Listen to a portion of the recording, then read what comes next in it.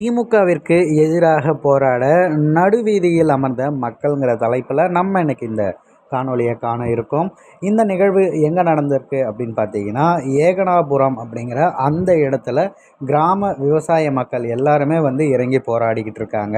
அதற்கான காரணம் என்ன அப்படின்னா, பக்கத்தில் இருக்க பரந்தூரில் ஒரு புதிய விமான நிலையம் கட்டப்போகிறோம் அப்படிங்கிற விஷயத்த ஏற்கனவே அறிவித்ததில் இருந்து கிட்டத்தட்ட ஒரு வருடத்திற்கும் மேலாக அந்த மக்கள் தொடர்ச்சியாக போராடிக்கிட்டு இருக்காங்க. இந்த போராட்டம் எப்பொழுதோ வெற்றி அடைந்து விட்டது. காரணம் என்ன அப்படின்னா, ஒரு வருடமாக அந்த இடத்துல எதுவுமே செய்ய முடியாமல் மக்கள் இப்படி எதிர்ப்பு தெரிவிச்சிட்டு இருக்காங்கன்னு சொல்லிட்டு எல்லாரும் கேள்வி எழுப்புவது தான்.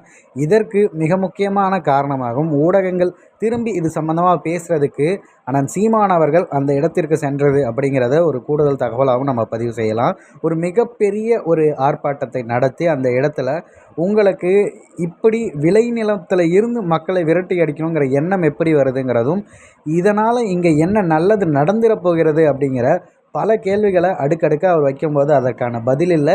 அதே போல் இன்று வரை பார்த்திங்கன்னா மக்கள் கொஞ்சம் அசந்தா அந்த இடத்த தூக்கிட்டு எல்லாத்தையும் ஆட்டையை போடலாம் அப்படிங்கிற அதே எண்ணத்தோடு தான் இப்போ வரைக்கும் இருந்துகிட்ருக்காங்க. ஆனால் ஒரு வருடத்துக்கு மேலாக இன்னும் வீரியமாக அவர்களது போராட்டம் இருக்கிறது. இந்த போராட்டம் நிச்சயம் வெற்றி அடையும் அப்படிங்கிறத நான் ஆணித்தரமாக நம்புகிறேன். திமுக அரசு உடனடியாக இந்த விமான நிலைய திட்டத்தை கைவிட வேண்டும் அப்படிங்கிறதையும் கூறிக்கொள்கிறேன்.